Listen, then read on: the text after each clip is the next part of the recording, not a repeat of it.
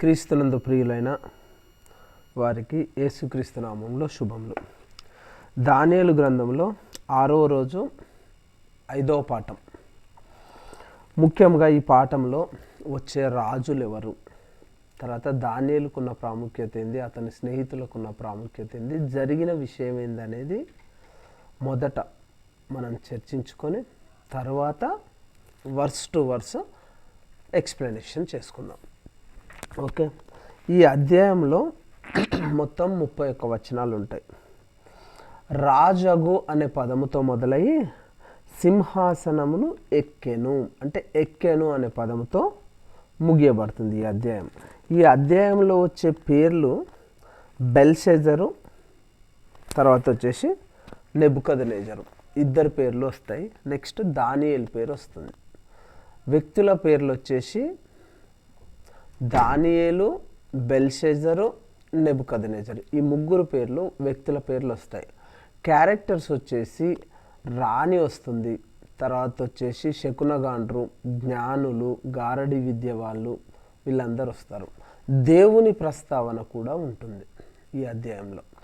Next వచ్చేసి ఈ అధ్యాయంలో మొదలయ్యే రాజు బెల్షెజరు. బెల్షెజర్కు తర్వాత వచ్చేసి నెబుకద్నెజర్కు ఉన్న సంబంధం ఏంది, నెబుకద్నెజర్ తర్వాత బెల్షెజర్ ఎన్ని సంవత్సరాలకు పరిపాలన చేయడానికి వచ్చాడు. అక్కడ ఆ అధ్యాయంలో నెబుకద్నెజరు తర్వాత గత అధ్యాయంలో నెబుకద్నెజరు ఏంది శిక్ష అనుభవించి అడవిలోకి పోయి పశువులు మేసే గడ్డి, అడవి గాడిదలతో సావాసం చేసిన తరువాత అతను మారి మళ్ళా రాజ్యానికి వచ్చిన తరువాత ఈ యొక్క అధ్యాయం స్టార్ట్ అవుతుంది. అంటే నెబుకద్నెజరు పరిపాలన ముగిసిన తర్వాత 9 సంవత్సరాల తర్వాత బెల్షెజరు పరిపాలన స్టార్ట్ అవుతుంది. కానీ ఇక్కడ ఏంది, నెబుకద్నెజరు వెంటనే బెల్షెజర్ గురించి డిస్కషన్ వస్తుంది బైబిల్లో. కానీ చరిత్రక ఆధారాల ప్రకారం నెబుకద్నెజర్ తర్వాత 9 సంవత్సరాల తర్వాత రాజ్య పరిపాలన చేపడతాడు ఈ యొక్క బెల్షెజర్. బెల్షెజర్కు నెబుకద్నెజర్కున్న సంబంధం ఏంది అంటే తాత మనవాడి సంబంధం. ఇక్కడ బైబిల్లో చెప్పే తండ్రి అని అంటే వారసులలో ఎక్కువైన వాడు, పెద్ద వారసులలో ముందున్న వాడిని తండ్రి అంటారు. వారసత్వంలో ముందున్న వ్యక్తిని తండ్రి అని ప్రస్తావిస్తారు బైబిల్లో. అంతేకాని తండ్రి అనగానే అక్కడ కన్న తండ్రి అని కాదు.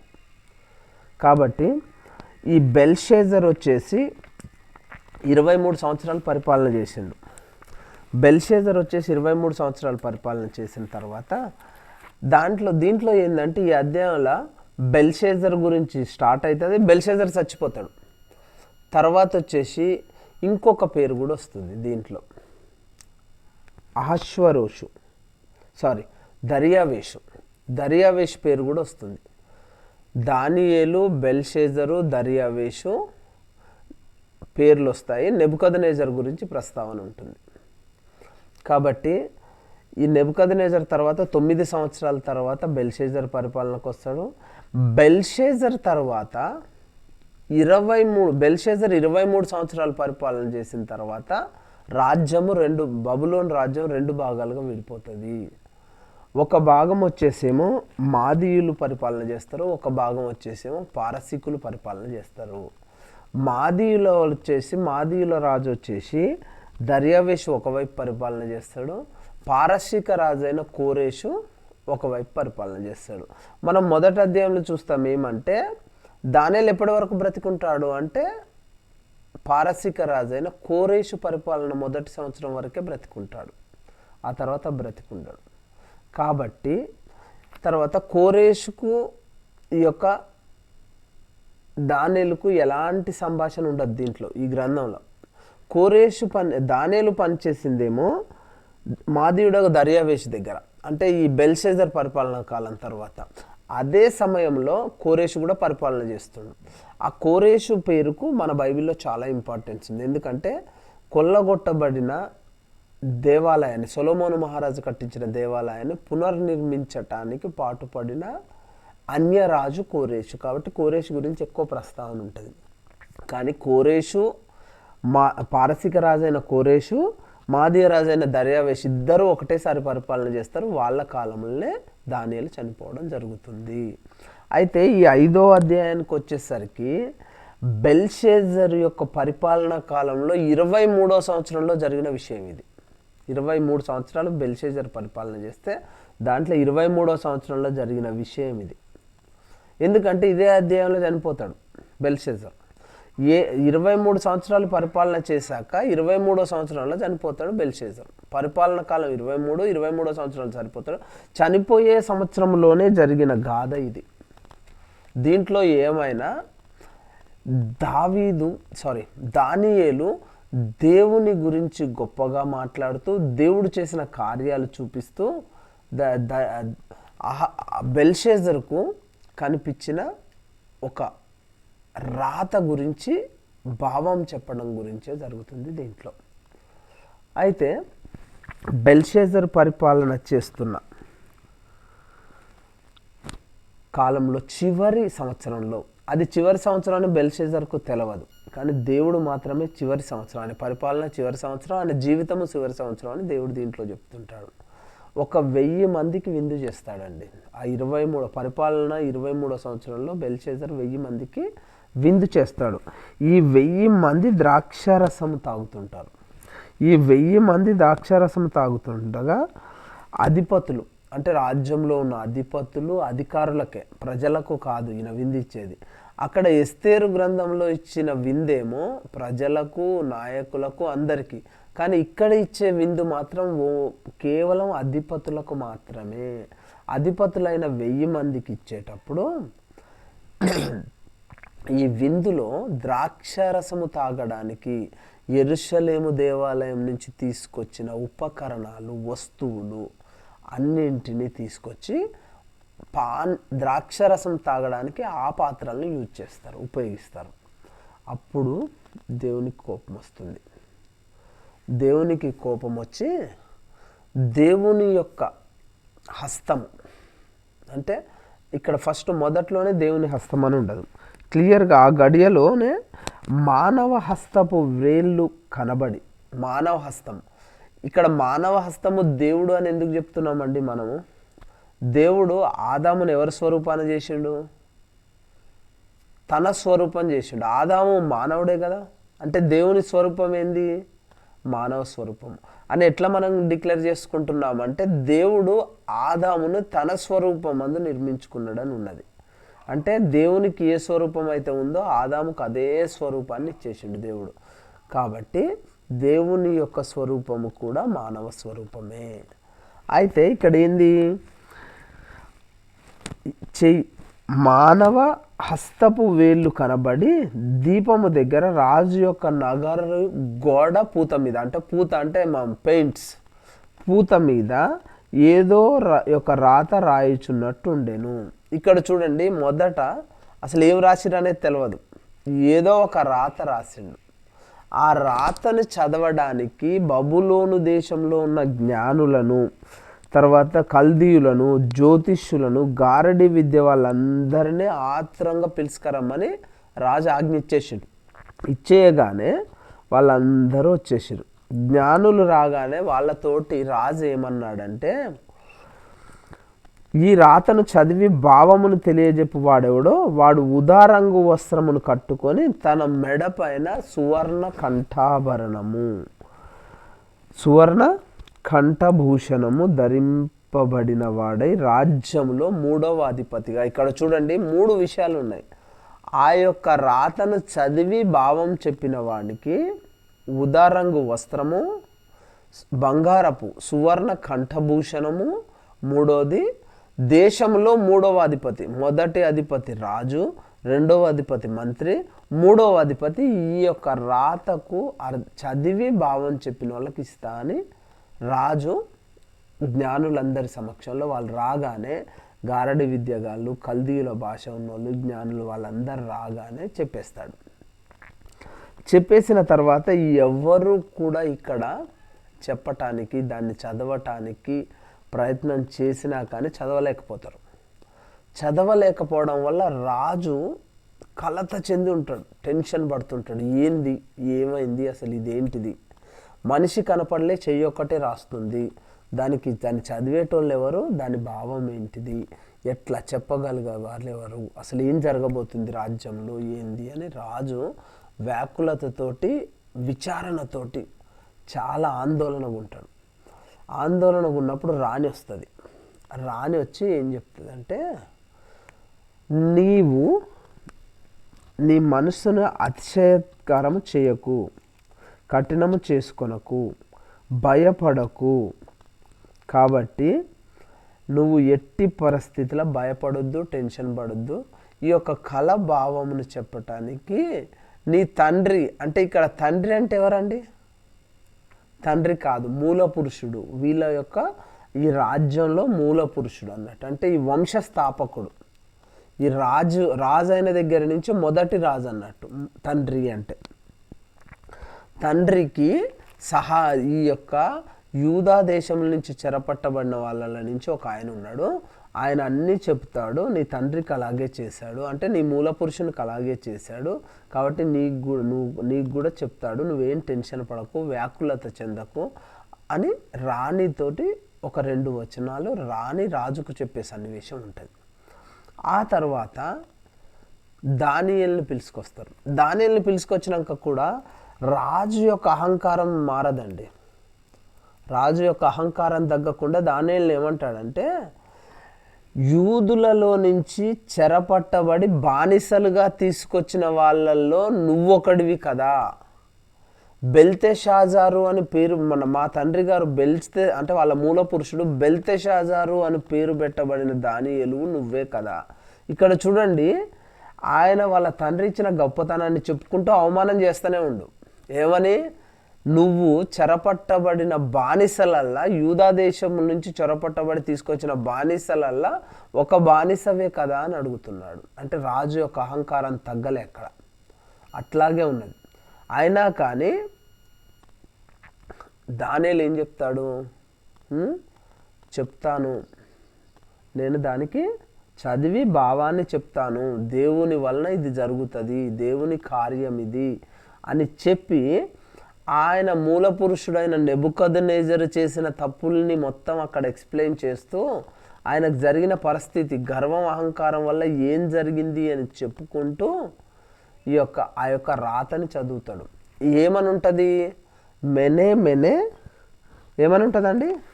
మెనే టెకెల్ ఉఫార్సిన్ అని ఉంటుంది.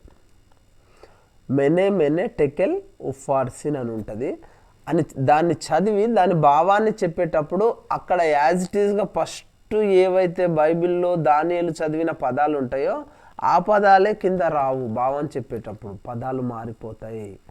మెనే అనే దగ్గర 2 మెనేలకు ఒకటే మెనే అర్థం చెప్తారు. అంటే రెండింటికి కలిపి ఒకటే.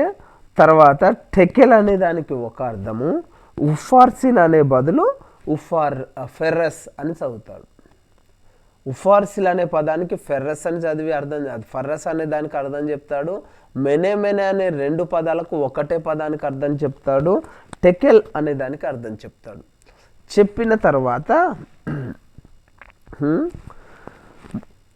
చెప్పి ఇట్లా జరుగుతుంది, నీ లెక్క అయిపోయింది అని అర్థం చెప్పిన తర్వాత బెల్షెజర్ చనిపోతాడు. అది విన్న తర్వాత బెల్షెజర్ చనిపోతే, బెల్షెజర్ తర్వాత మాదీయుడగు దర్యావేషు 62 సంవత్సరాల వ్యక్తి. అప్పుడు దర్యావేషుకు 62 సంవత్సరాలు ఉంటాయి. 62 సంవత్సరాల వ్యక్తి వచ్చి పరిపాలన సాగిస్తాడు. కానీ దీంట్లో ఇంతవరకే ఉంది. కానీ ఇక్కడ ఎప్పుడైతే బెల్షెజర్ చనిపోయి దర్యావేషు రాజ్యానికి వస్తాడో సేమ్ అదే టైంలో కోరేషు కూడా రాజ్యానికి వస్తాడు. దర్యావేషు వచ్చేసి మాదీయుడు, కోరేష్ వచ్చేసి పారసీకుడు. మాదీయులు పారసీకులు బబులోను రాజ్యాన్ని వశపరుచుకొని మాదీయులు పరిపాలనిస్తారు, పారసీకులు ఒకే సంవత్సరం అండి.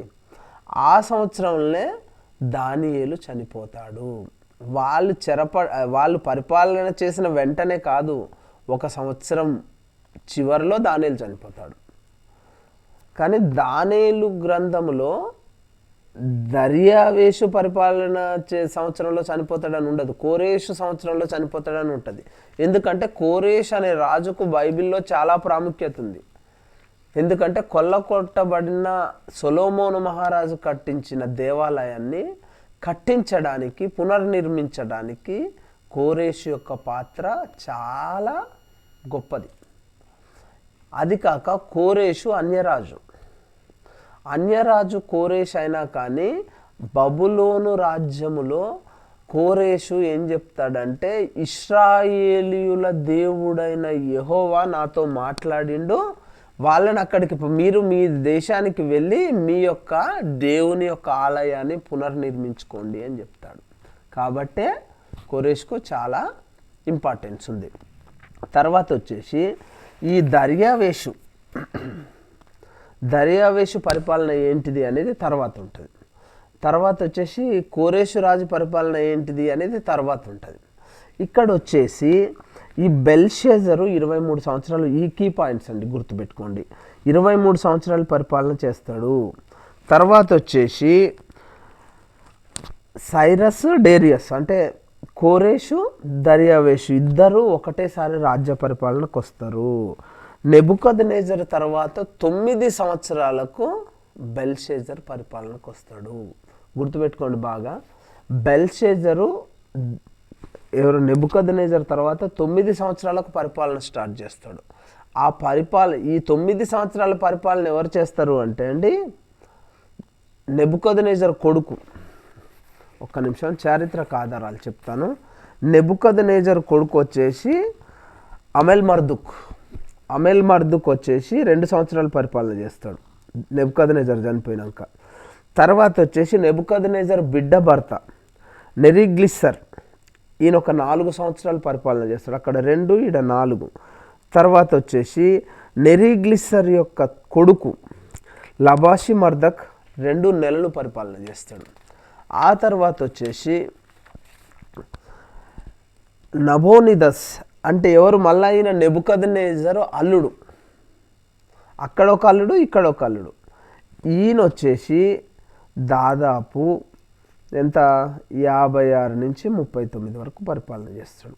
ఈయన మొత్తం రాజ్యాన్ని పరిపాలన చేస్తుంటే ఈ యొక్క బెల్షెజరు సహపాలకునిగా, అంటే ఏంది, ఆ పరిపాలన మొత్తం నబోనిదస్ చేస్తుంటే ఆయనకు సహపరిపాలకుడు అంటే పరిపాలకుడే, ఆయన కొడుకిన నబోనిదస్ కొడుకు బెల్షెజర్. ఈ బెల్షెజరు తండ్రికి సహాయకారిగా ఉంటూ పరిపాలన చేస్తాడు. ఈ యొక్క పరిపాలన ఇద్దరు, నబోనిదస్ బెల్షెజర్ ఇద్దరు కూడా ఒకటేసారి రాజ్యాన్ని కోల్పోతారు. అప్పుడే దర్యావేష్ వచ్చేస్తాడు. ఆ తర్వాత వచ్చేసి కోరేష్ వస్తాడు. ఒకటేసారి అండి, దర్యావేషు ఏమో మాదీయుడు, కోరేష్ ఏమో పారసీకుడు, ఇద్దరు ఒకటేసారి పరిపాలనకు వస్తాడు. అయితే ఇప్పుడు వచ్చేసి మనం డిస్కస్ చేయవలసింది ఏంటి, క్లియర్ డిస్కషన్స్ ఏంటివి అంటే, మేజర్గా ఈ యొక్క రాజుతో చెబుతున్న వచనాలు ఏమని చెప్తుంది. 10వ వచనం నుంచి 12వ వచనం 2 వచనాలు రాజుకు చెప్తుంది. ఏమని చెప్తుంది, రాజునకు అతని అధిపతులకు జరిగిన సంగతి రాణి తెలుసుకొని విందు గృహంనకు వచ్చి ఇట్లా నేను రాజు చిరకాలము జీవించును కాక. రాణి ఏం చేసిందట, విందు గృహానికి వచ్చింది. ఎందుకు వచ్చింది, రావడానికి రీజన్ ఉంది. ఆ యొక్క గోడ మీద మానవ హస్తము రాత రాసింది. అధిపతులకు రాజులకు ఇది జరిగిందని తెలిసి ఆమె విందు గృహానికి వచ్చింది. రాణి వచ్చి ఏమంటుంది, ఇట్లా అన్నది, రాజు చిరకాలము జీవించును కాక అని చెప్పి ఏమంటుంది, నీ తలంపులు నిన్ను కలవరపడనీయకుము. నీ తలంపులు ఏవైతే నువ్వు భయపడుతున్నావో వాటితోటి, నీ తలంపులు నీ ఆలోచనలతోటి నువ్వు భయపడొద్దు అని చెప్తుంది. నీ మనస్సును నిబ్బరముగా ఉంచుకొని నీ మనసు నిబ్బరంగా ఉంచుకో, భయపడకు అని చెప్తుంది. ఓకే, నీ రాజ్యంలో ఒక మనుషుడున్నాడు, అతడు పరిశుద్ధ దేవతల ఆత్మ కలవాడు. నీ రాజ్యంలో ఒక మనుషుడున్నాడు, అతడు పరిశుద్ధ దేవతల ఆత్మ కలవాడు అని ఎవరెవరికి చెప్తురు, బెల్షెజర్ భార్య రాణి చెప్తుంది. ఎవరి గురించి చెప్తుంది, దానియేలు గురించి చెప్తుంది. ఓకే, నీ తండ్రి కాలంలో అతడు దైవజ్ఞానము వంటి జ్ఞానమును బుద్ధియు తెలివి కలవాడై ఉండుట నీ తండ్రి కనుగొనెను. గనుక నీ తండ్రి అయిన రాజగు నెబుకద్నెజరు శకునగాండ్రకును గారడి విద్య గల వారికి కల్దీయులకును జ్యోతిష్యులకు పైన అధిపతిగా అతని నియమించెను. నీ తండ్రి అనేది ఏంటి అంటే మూల పురుషుడు, అంటే గొప్ప రాజు ఎవరైతే వాళ్ళని తండ్రి అంటారు. అంతకంటే ముందు కూడా రాజులు ఉండొచ్చు. ఆ మూల పురుషుడు స్థాపించిన వాడిని మూల పురుషుడు అంటాము. అందులో ఆ వంశంలో గొప్ప రాజు, ఈ మొత్తం వంశంలో గొప్ప రాజు ఎవరంటే నెబుకద్నెజరే అండి. బబులోను రాజ్యంలో కల్దీయుల జాతిలో గొప్ప రాజు ఎవరు అంటే నెబుకద్నెజరు. కాబట్టి తండ్రి అని సంబోధిస్తున్నారు. ఓకే, ఇండుట నీ తండ్రి కనుగొను. నీ తండ్రి అయిన రాజగు నెబుకద్నెజరు శకునగాండ్రకు గారడీ విద్య గల వారికి కల్దీయులకును జ్యోతిష్యులకును పైన అధిపతిగా నియమించుడు. ఎంతమంది గురించి ఉంది, ఎంతమంది పైన అధిపతిగా నియమించిండని ఉంది అంటే ఇక్కడ నెబుకద్నెజరు శకునగాండ్రకును గారడీ విద్య గల వారికి కల్దీయులకును జ్యోతిష్యులకును 4 రకాల జాతుల గురించి, 4 రకాల డిఫరెంట్ టైప్ ఆఫ్ ప్రొఫెషనల్స్ గురించి ఇక్కడ డిస్కషన్ చేసారు. ఏంటి 4 జాతులు. ఈ క్వశ్చన్, ఇలాంటి క్వశ్చన్ వస్తుందండి. శకునగాండ్రను, గారడీ విద్య గల వారిని, కల్దీయులను, జ్యోతిష్యులను పై అధిపతి. శకునగాండ్ర పైన, గారడీ విద్య గల వాళ్ళ పైన, కల్దీయులకు పైన, జ్యోతిష్యుల పైన, 4 పైన అధిపతిగా ఎవరు నియమించిర్రు అంటే నెబుకద్నెజరు నియమించిండు. ఇట్లాంటి ప్రశ్నలు చాలా ఇంపార్టెంట్ అండి, చూసుకోండి. ఈ దానియేలు శ్రేష్టమైన బుద్ధి గలవాడై కలలు తెలియజేయుటకును మర్మములు బయలుపరచుటకును కఠినమైన ప్రశ్నలకు ఉత్తరం ఇచ్చుటకును జ్ఞానమును తెలివి గలవాడుగా కనబడెను. దేనికట ఈయన అసలు ఎట్లాంటి వాడు అంటే శ్రేష్టమైన బుద్ధి కలవాడు. ఒకటి ఆయన క్యారెక్టర్ చెప్తున్నారు అక్కడ. ఎట్లాంటి బుద్ధి? శ్రేష్టమైన బుద్ధి కలవాడు. ఆయన క్వాలిఫికేషన్ చెప్తున్నారు. తర్వాత కలలు తెలియజేయుటకు, నెంబర్ 1 ఏం చెప్తున్నాడు? కలలు తెలియజేయుటకు. నెంబర్ 2 మర్మములు బయలుపరచుటకు. నెంబర్ 3 కఠినమైన ప్రశ్నలకు ఉత్తరం ఇచ్చుటకు. కఠినమైన ప్రశ్నలకు ఉత్తరం ఇచ్చుటకు జ్ఞానమును తెలివి గలవాడుగా కనపడెను.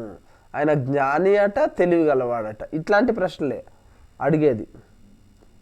ఆయన ఏమేమిటికి జ్ఞానము తెలివి గలవాడై ఉండెను అంటే ఒకటి ఇదేంది? కలలు తెలియజేయుటకు, మర్మములు బయలుపరచుటకు, కఠినమైన ప్రశ్నలకు ఉత్తరం ఇచ్చుటకు జ్ఞానమును తెలివి గలవాడుగా కనపడెను. గనుక రాజు అతనికి బెల్తెషాజారు అని పేరు పెట్టెను. ఒకటే ప్రశ్న ఇలా వస్తుందండి, రాజు దానియేలుకు బెల్తెషాజారు అనే పేరు ఎందుకు పెట్టెను? అప్పుడు ఏంది?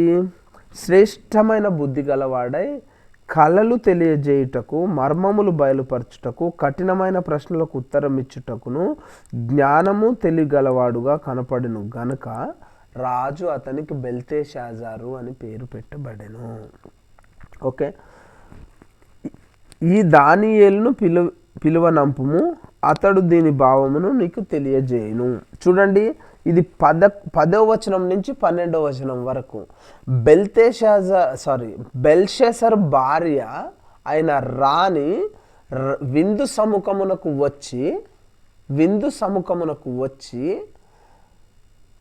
రాజుతో దానియేలు గురించి చర్చ జరిపినది. ఇది ఎన్ని వచనాలు చర్చ సాగినది అనే ప్రశ్న వస్తుంది. 10 నుంచి 12 వచనాల వరకు అని చెప్పాలి. ఓకే, నెక్స్ట్ వచ్చేసి అప్పుడు వారు దానియేలును పిలువనంపిరి. అతడు రాగా రాజు ఇట్లనెను. రాజు దానియేలు మీద తన అహంకారాన్ని చూపించిన వచనాలు ఏంటివి? దానియేలు మీద తన అహంకారాన్ని ఏ విధంగా చూపించాడు? రాజు అంటే ఎవరు? బెల్షెసరు అను రాజు దానియేలుపై అహంకారం చూపించిన మాటలను చెప్పండి. రాజు ఇట్లనను, నా తండ్రి యూదులలో నుండి ఇక్కడికి తీసుకొని వచ్చిన చెర సంబంధమగు యూదులలో నుండి దానియేలు నువ్వే కదా. అక్కడ నువ్వు యూదుడైన దానియేలు, నా తండ్రికి సహాయం చేసి కలల భావం చెప్పిన దానియేలు నువ్వు కదా అని అడిగినా సమాధానం వస్తుంది. కానీ ఈయన అహంకారంతో ఏమడిగిండు? శర సంబంధం, నా తండ్రి యూదులలో నుండి ఇక్కడికి తీసుకువచ్చిన శర సంబంధమగు యూదులలో నుండి దానియేలు నువ్వే కదా అని అడుగుతున్నాడు. అంటే గర్వం చూపిస్తుంది. తర్వాత దేవతల ఆత్మయు వివేకము బుద్ధి విశేష జ్ఞానము నీ అందున్నదని నిన్ను గురించి వింటిని. రాజు దానియేలు గురించి ఏమి విన్నాడు? రాజు దానియేలు గురించి ఏమన్నాడు? దేవతల ఆత్మ వివేకము బుద్ధియు విశేష జ్ఞానము నీ వందు ఉన్నాయని నిన్ను గురించి వింటిని అని. అంటే రాజు దానియేలు గురించి ఏమి విన్నాడో చెప్తున్నాడు. ఈ వ్రాత చదివి దాని భావం తెలియచెప్పవలనని జ్ఞానులను గారడి విద్య గల వారిని పిలిపించి తిని, కానీ వారు ఈ సంగతి యొక్క భావమును తెలపలేకపోయిరి. అంతర్భావములను బయలుపరచుటకును కఠినమైన ప్రశ్నలకు ఉత్తరం ఇచ్చుటకును నీవు సమర్థుడవని నిన్ను గూర్చి విని ఉన్నాను. ఫస్ట్ పైన కూడా ఆమె రానే అదే చెప్పింది. ఏమని? కళభావములు, కళలు, మర్మములు, కఠిన ప్రశ్నలకు సమాధానం చెప్పే వ్యక్తి అతను అని రాణి చెప్తుంది. అదే విషయాన్ని మళ్ళీ ఇక్కడ రిపీట్ చేసిండు. పిలిపించింది కానీ వీరి సంగతి యొక్క భావమును తెలపలేకపోయిరి. అంతర్భావములను బయలుపరచుటకును కఠినమైన ప్రశ్నలకు ఉత్తరం ఇచ్చుటకు నీవు సమర్థుడు అని నిన్ను గురించి విని ఉన్నాను. గనుక ఈ రాతను చదువుటకును దాని భావం తెలియజెప్పుటకును నీకు శక్యమైన ఎడలా, అక్కడ రాసిన రాతను చదివి దాని భావం చెప్పటం నీ వల్ల అయితే, శక్యమైన ఎడల నీవు ఉదారంగు వస్త్రమును కట్టుకొని మెడన సువర్ణ కంఠభూషణమును ధరించుకొని రాజ్యములో 3వ అధిపతిగా ఏలుదు. అంటే ఆఫర్ ఇచ్చేసిండు రాజు దానియేలుకు, దీని యొక్క అది చదివి దాని భావం చెప్పు, నీకు ఇగో ఈ పనులు, ఈ ఘనత ఇస్తా అని చెప్తున్నాడు. చెప్తే దానికి దానియేలు ఏమన్నాడు? రిప్లై ఎన్నో వచనం నుంచి ఉన్నదండి. దానియేలు రాజుతో చేసే సంభాషణ, రాజు దానియేలుతో చేసే సంభాషణ వచ్చేసి 13 నుంచి 16 వరకు. దానియేలు రాజుతో చేసే సంభాషణ 17 నుంచి ఎక్కడి వరకు? 27 వరకు ఉంటుందండి, 28 వరకు ఉంటుంది. రాణి వచ్చేసేమో 10 నుంచి 12 వచనాలు, రాజు వచ్చేసేమో 13 నుంచి 17 వచనాలు. తర్వాత వచ్చేసి ఈ యొక్క దానియేలు వచ్చేసి 17 నుంచి 28 వరకు రాజుతోటి సంభాషణ. ఇక్కడ ముగ్గురి సంభాషణ అంటే వన్ వే ట్రాఫిక్ గురించే మాట్లాడుతున్నాం, ఇద్దరు చర్చ గురించి మాట్లాడట్లేదు. రాణి రాజుకు చెప్పేది ఎన్ని వచనాలంటే 10 నుంచి 12, రాజు దానియేలుకు చెప్పేది ఎన్ని వచనాలంటే 13 నుంచి 16, దానియేలు రాజుకు చెప్పేది 17 నుంచి 28 వరకు. ఓకే, 17 నుంచి ఏమని ఉందో చూడండి. అందుకు దానియేలు ఇట్లనను, నీ దానము నీ యొద్దనే ఉంచుకొనుము, నీ బహుమానంలో మరి ఎవనికైనాను ఇమ్ము. అయితే నేను ఈ రాతను చదివి భావమును రాజునకు తెలియచెప్పేదను. రాజా చిత్తగించుము.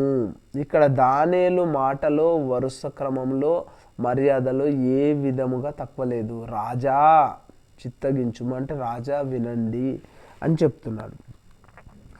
మహోన్నతుడగు దేవుడు మహర్దశను, రాజ్యమును, ప్రభావమును, ఘనతను నీ తండ్రియగు నెబుకద్నెజరుకు ఇచ్చాను. అంటే మీ వంశంలో గొప్ప రాజైన నెబుకద్నెజరుకు దేవుడు మహర్దశను గొప్పనిచ్చిండట చెప్తున్నాడు. ఆయన ఇచ్చను.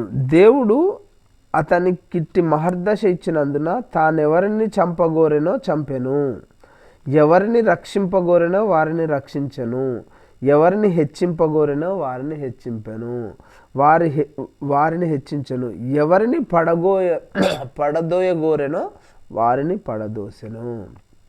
కాబట్టి సకల రాష్ట్రములను, జనులను, ఆయా భాషలు మాట్లాడువారును అతనికి భయపడుచు అతని ఎదుట వణుకుచుండిరి. అయితే అతడు మనస్సును అతిశయించి బలాత్కారం చేయుటకు అతని హృదయమును కఠినము చేసుకొనగా దేవుడు అతని ప్రభుత్వమును అతని యొద్ద నుండి తీసివేసి అతని ఘనత పోగొట్టెను. ఓకే, ఇక్కడ వచ్చేసి దేవుడు నెబుకద్నెజర్కి ఏమిచ్చిండో చెప్పిండు. ఏమి పోగొట్టిండో కూడా చెప్తుండు. నెక్స్ట్, అప్పుడు అతడు మానవుల యొద్ద నుండి తరవబడి పశువుల వంటి మనస్సు గలవాడాయను. మహోన్నతుడగు దేవుడు మానవుల రాజ్యములలో ఏలుచు ఎవరిని స్థాపించగోరునో వారిని స్థాపించునని అతడు తెలుసుకొని వరకు అతడు అడవి గాడిదల మధ్య నివసించుచు పశువుల వలె గడ్డి మేయుచు ఆకాశపు మంచు చేత తడిసి శరీరము గలవాడయ్యను. ఆకాశ మంచు చేత తడిసిన శరీరము అంటే గత అధ్యాయంలో ఏముంటుంది? మంచుతో తడిసి కోడి, తన జుట్టు కోడి రెక్కల్లాగా, తన గోర్లు పశువుల గోర్లలాగా, తన జుట్టు పశువుల రెక్కల్లాగా అయినవి అని ఉంటుంది రాయను. ఇక్కడ చూడండి 18 నుంచి 22 వరకు. 18వ వచనం చూడండి. రాజా చిత్తగింపు, మహోన్నతుడు దేవుడు మహర్దశను రాజ్యమును ప్రభావమును ఘనతను నీ తండ్రి యగు నెబుకద్నెజరుకు ఇచ్చాను. అంటే 18వ వచనం మొదలు నుంచి 22వ వచనం వరకు ఎవరి గురించి ఉంది డిస్కషను? నెబుకద్నెజరు గురించి ఉంది. ఇక్కడ ప్రశ్న చాలా ఇంపార్టెంట్. బెల్షెజరుతో దానియేలు చెప్తున్న విషయాలలో ఎన్ని వచనాలు నెబుకద్నెజరు గురించి ప్రస్తావించడం జరుగుతుంది అనే ప్రశ్న. ఏ వచనం నుంచి ఏ వచనం వరకు ప్రస్తావించడం జరుగుతుంది? 18 నుంచి 22 వరకు. తర్వాత వచ్చేసి బెల్షెజరు అతని కుమారుడగు నీవు. బెల్షెజరు నెబుకద్నెజరు కుమారుడగు నీవు అంటే నెబుకద్నెజరు వంశంలోని వ్యక్తివైన నీవు అని అర్థం. నీవు ఈ సంగతి అంతయు ఎరిగియుండియు నీ మనస్సును అణుచుకొనక పరలోకమందున్న ప్రభువు మీద నిన్ను నీవే హెచ్చించుకుంటేవి. ఈయన ఏం చేసిండట బెల్షెజరు? దేవుని కంటే కూడా నేనే గొప్ప ఉన్నాను. ఈ విషయాలు గతంలో నీ యొక్క పూర్వీకులకు జరిగిన, నీ నెబుకద్నెజరు మీ తండ్రి అంటే గొప్పవానికి జరిగిన విషయం అంతా నువ్వు తెలిసి కూడా నువ్వే దేవుని యొద్ద నిన్ను నువ్వు హెచ్చించుకున్నావు. ఎట్లనగా నీ అధిపతులను, నీ రాణులను, నీ ఉపపత్నులను దేవుని ఆలయ సంబంధమగు ఉపకరణలలో ద్రాక్షారసం ప్రోసి త్రాగవలనని వాటిని తెచ్చి ఉంచుకొని వాటితో త్రాగుచు చూడనైనను వినకనైనను గ్రహింపనైనను చేత కానీ వెండి, బంగారు, ఇత్తడి, కర్ర, రాయి అను వాటితో చేయబడిన దేవతలను స్తుతించితిరి. చూడండి ఇక్కడ క్లియర్గా చూడనైనను వినకనైనను. చూడనివి విననివి ఏంటివి? బంగారంతో, వెండితో, ఇత్తడితో, ఇనుముతో, చెక్కతో, రాయితో చేసిన విగ్రహాలు వినవు, వాటిని పూజించినవు నువ్వు అని చెప్తుండు. మనకు 10 ఆజ్ఞలల్లా నన్ను తప్ప ఎవరిని భూమి మీదనే కానీ ఆకాశం అందే కానీ పాతాళం అందే కానీ ఎలాంటి ప్రతిరూపాన్ని మీరు పూజించొద్దని ఉంటుంది. ఇక్కడ ఏంది? బెల్షెజర్ ఏం చేసిండట? వెండి, బంగారము, ఇత్తడి, ఇనుము, కట్టెతో చేసిన ప్రతిమలకు మొక్కుతున్నాడని క్లియర్గా చెప్తున్నాడు. రాయితో చేసిన వాటిని. నీ ప్రాణమును, నీ సకల మార్గమును ఏ దేవుని వశము ఉన్నవో ఆయనను నీవు గణపరచలేదు. చూడండి, నెబుకద్నెజర్ను ఆశీర్వదించిన దేవుడు ఎవరు? యూదా ఇశ్రాయేల్ సామ్రాజ్యాన్ని నెబుకద్నెజరు వశపరచుకోవడానికి దేవుడు ఆశీర్వదించిండు. ఎవరు? యెహోవా దేవుడు ఆశీర్వదించిండు. ఆ దేవుణ్ణి నీ యొక్క వంశంలో గొప్ప రాజైన నెబుకద్నెజర్కు అంత గొప్ప ఇచ్చిన దేవుణ్ణి నువ్వు పూజించలేదు అని చెప్తుంది, గణపరచలేదు అని కావున ఆయన ఎదుట నుండి ఈ అరచేయి వచ్చి ఈ రాతను రాశాను. ఎందుకు రాసిందటండి? క్లియర్గా వినండి. బెల్షెజరు దేవుణ్ణి గణపరచలేదు కాబట్టే ఈ యొక్క రాత రాసిరు.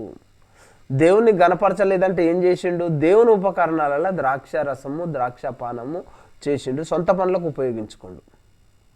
అదియు కాక బంగారము, వెండి, ఇత్తడి, ఇనుము, రాయి, చెక్కతో చేసిన దేవతా విగ్రహాలని పూజించిండు.